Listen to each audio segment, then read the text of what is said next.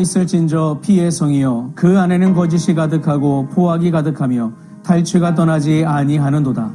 휙휙하는 채찍 소리, 윙윙하는 병거 바퀴 소리, 뛰는 말, 달리는 병거, 충돌하는 기병, 번쩍이는 칼, 번개 같은 창, 죽임당한 자의 때, 죽음의 큰 무더기, 무수한 시체여 사람이 그 시체에 걸려 넘어지니 이는 마술에 능숙한 미모의 음녀가 많은 음행을 함이라.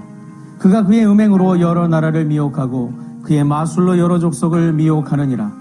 보라, 내가 내게 말하노니 만군의 여호와의 말씀에 내 치마를 걷어올려 내 얼굴에 이르게 하고 내 벌거벗은 것을 나라들에게 보이며 내 부끄러운 것을 문 민족에게 보일 것이요, 내가 또 가증하고 더러운 것들을 내 위에 던져 능욕하여 너를 구경거리가 되게 하리니 그때 너를 보는 자가 다 내게서 도망하며 이르기를 니느웨가 황폐하였도다.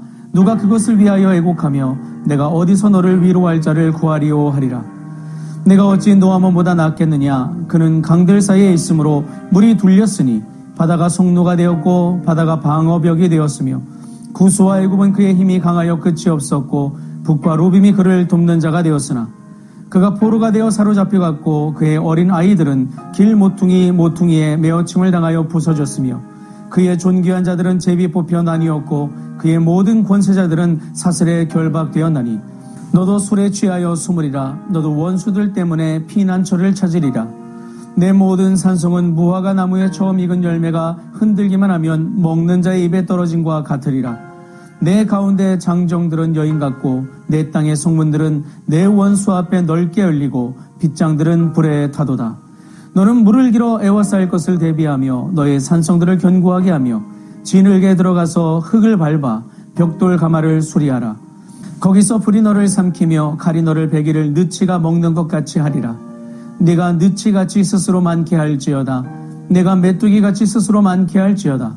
내가 내 상인을 하늘의 별보다 많게 하였으나 느치가 날개를 펴서 날아간 것 같고 내 방백은 메뚜기 같고 너의 장수들은 큰 메뚜기 떼가 추운 날에는 울타리에 깃들였다가 해가 뜨면 날아간 것 같으니 그 있는 곳을 알 수 없도다.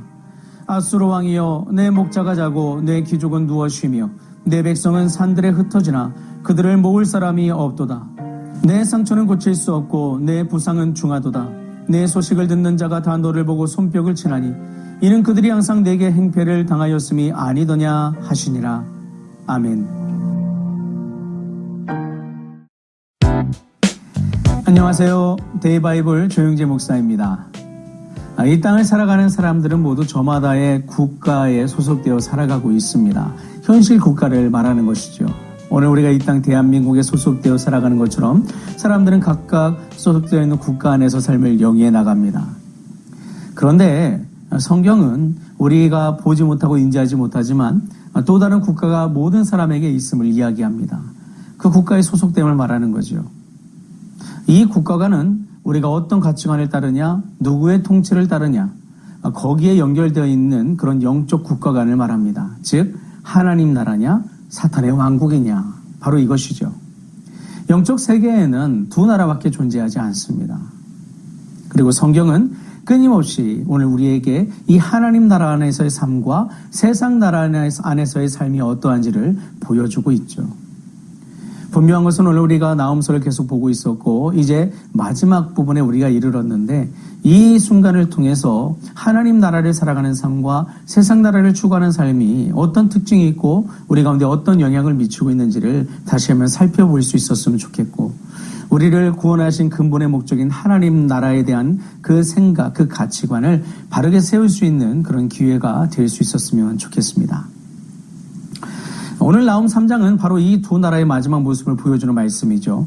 본문은 니느웨를 향해 이렇게 시작합니다. 화 있을진저 피성이요. 하나님께서는 니느웨를 피의 도시라고 부르십니다. 왜 그렇게 부르셨을까요? 아수르는 수많은 나라를 침략하며 폭력으로 제국을 세운 나라입니다. 거짓과 약탈로 불을 쌓았고 힘으로 약한 민족들을 짓밟았었죠. 그들에게 성공은 하나님의 뜻보다 더 중요했고 힘은 정의보다 더 중요했습니다. 그러나 하나님께서는 그런 나라를 오래 두지 않으셨죠.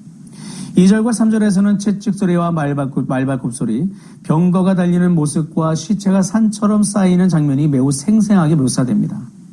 놀라운 것은 이것이 새로운 장면이 아니라는 것이죠. 니느웨는 오랫동안 다른 나라들에게 이런 고통을 안겨준 그런 민족입니다. 이제 하나님께서는 그들이 행한 일을 그대로 거두게 하고 계시죠. 이것이 하나님의 공의입니다. 그런데 오늘 본문에서 우리가 반드시 기억해야 할 사실이 하나 있습니다. 니느웨는 처음부터 하나님을 전혀 몰랐던 민족이 아니었다는 점이죠. 본문의 시점으로부터 100여 년 전에 하나님께서는 요나를 보내셔서 니느웨에 회개의 기회를 주셨습니다. 그들은 하나님의 말씀을 듣고 왕부터 백성까지 모두 전심으로 회개를 했죠. 그래서 하나님께서 심판의 뜻을 거두시고 그들에게 자비를 베푸셔서 생을 이어가게 하셨습니다. 그러나 시간이 흐르면서 그들은 다시 하나님을 떠났죠. 다시 폭력으로 돌아갔고 교만으로 돌아갔고 세상의 방식으로 돌아가 그 세상 방식으로 살아가기 시작했습니다. 결국 하나님 없이 살아가는 옛삶으로 되돌아가 버린 것이죠. 이것이 니느웨의 가장 큰 비극이었습니다. 여러분, 이 말씀은 니느웨만을 향한 말씀이 아닙니다. 오늘 우리에게도 주시는 하나님의 경고의 말씀인 것이죠. 우리도 한때 죄와 사망의 권세 아래 살던 사람들이었습니다. 그러나 예수 그리스도의 십자가의 은혜로 죄 사함을 받고 하나님의 자녀가 되었죠. 하나님 나라의 백성으로 옮겨진 것입니다.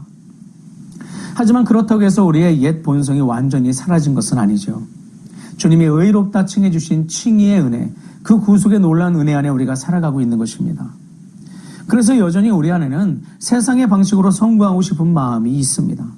조금만 손해를 보면 타협하고 싶고 조금만 어려워지면 세상 사람들과 똑같이 살아도 괜찮다고 생각하기 쉽습니다. 이렇게 사는 거죠. 남들도 다 그렇게 살아요. 이 정도면 괜찮지 않아요? 세상에서는 원래 이렇게 하면서 사는 거예요. 답답하기는. 이런 말들이요. 어느새 우리의 기준이 되기 시작한 것이 우리의 현실의 모습입니다. 그러나 하나님 나라는 그렇게 세워지는 나라가 아니죠.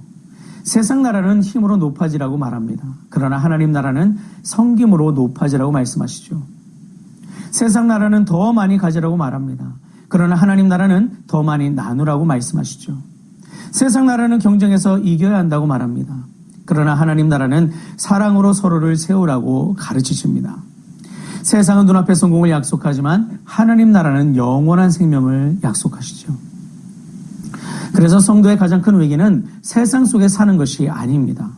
세상의 가치관이 다시 내 안으로 들어오는데 그것을 방치하는 것이고 그것을 선택하여 살아가는 것입니다. 이와 같이 니느웨는 하나님을 경험했지만 결국 세상의 가치관을 다시 선택했습니다. 그래서 무너진 거예요. 우리 역시 날마다 말씀 앞에 서지 않으면 어느새 하나님 나라보다 세상 나라의 방식을 더 자연스럽게 받아들이게 됩니다. 그래서 바울은 우리에게 이렇게 권면했죠. 이 세대를 본받지 말고 오직 마음을 새롭게 함으로 변화를 받으라. 우리는 한 번의 결단으로 끝나는 사람들이 아닙니다. 날마다 말씀으로 새로워지고 날마다 성령님의 다스리심을 받고 하나님 나라를 선택하는 그런 사람들입니다. 이것이 바로 성화의 삶인 것이죠. 그리고 이것이 하나님 나라 백성의 길입니다. 예수님께서는 세상이 말하는 성공의 길을 걷지 않으셨습니다. 힘으로 세상을 정복하지 않으셨죠. 오히려 자신을 낮추시고 십자가를 지심으로 하나님의 나라를 이루어 가셨습니다. 십자가는 세상 나라가 보기에는 실패의 상징입니다. 그러나 하나님 나라에서는 가장 위대한 승리가 되죠. 오늘도 성령님께서는 우리 안에 남아있는 니느웨의 마음을 다루십니다. 교만을 버리게 하시고 욕심을 내려놓게 하시며 예수님의 마음을 닮아가도록 우리를 새롭게 하시죠. 그러므로 여러분, 오늘 우리의 삶을 다시 돌아볼 수 있기를 바랍니다. 내가 따라가는 기준이 세상의 성공인가 아니면 하나님 나라의 가치인가? 내가 두려워하는 것은 세상의 실패인가 아니면 하나님 앞에서 멀어지는 것인가? 이런 점들을 두루 살펴볼 수 있기를 바랍니다. 여러분, 누가 내 인생의 진정한 왕입니까? 이 질문에 성경적으로 분명하고 확실하게 대답할 수 있는 그런 오늘이 될 수 있었으면 좋겠습니다. 세상의 화려한 성공은 지나갑니다. 니느웨가 그랬듯이 세상의 모든 것은 그렇게 지나갑니다. 그러나 하나님 나라를 선택한 삶은 영원히 남습니다. 그 나라가 영원하며 그 나라를 통치하신 하나님이 영원하시기 때문입니다. 오늘도 성령님의 인도하심을 따라 세상의 가치보다 하나님 나라의 가치를 선택하며 살아가는 우리가 될 수 있기를 간절히 바랍니다. 삶을 살아가며 우리가 함께 그동안 나온서를 살펴봤던 것처럼 지난 세월에 좋았던 것들, 세상이 좋다 하는 것들, 그런 그럴듯해 보이는 것들에 속지 마시고 진정하고 온전하고 영원하신 하나님 나라, 그 나라의 통치자이신 주님을 바라보고 나를 위해 자신을 내어주신 그리스도의 주 십자가의 가치와 부활의 권능 가운데 역사하시는 성령님의 도우심을 의지함으로 오늘도 주님 나라 백성답게 살아가는 우리 모두가 될 수 있었으면 좋겠습니다. 우리가 그런 삶을 추구할 때 주님께서 그 삶을 통해 하나님의 영광을 온전히 드러내고 믿음의 길을 충분히 걸어가도록 우리를 도우시고 함께 하실 줄 믿습니다. 기도하시겠습니다. 좋으신 하나님 아버지 감사합니다. 오늘 말씀을 통해 우리가 마땅히 붙들어야 될 믿음의 가치에 대해서 살펴봤습니다. 그동안 나음서를 봤습니다. 나음서는 아수르를 향한 말씀입니다. 그 니느웨를 향한 말씀입니다.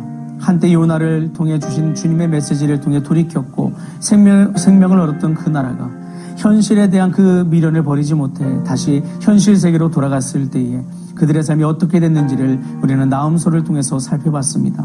하나님, 눈앞에 보이는 현실에 지금 현재적인 어떤 유익, 이득, 만족, 기쁨, 이런 가짜들에 속아 넘어가지 말게 하시고 진정하고 영원하신 주님의 나라에 마음을 들여 우리를 통치하신 주님 앞에 삶을 드림으로 온전한 길, 영원한 길, 참된 길로 행할 수 있는 우리가 될 수 있도록 인도하시기를 원하옵고 기도합니다.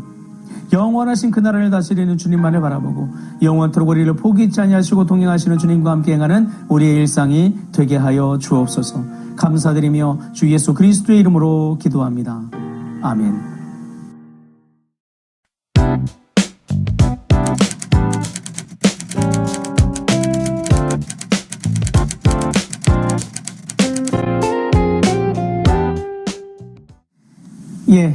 오늘도 영원하신 주님과 함께 동행하며 영원한 나라의 가치를 추구함으로 하나님의 크신 사랑과 은혜를 누릴 수 있는 복된 한 날 되시기를 주님의 이름으로 축원합니다. 주님 안에서 사랑합니다. 그리고 축복합니다.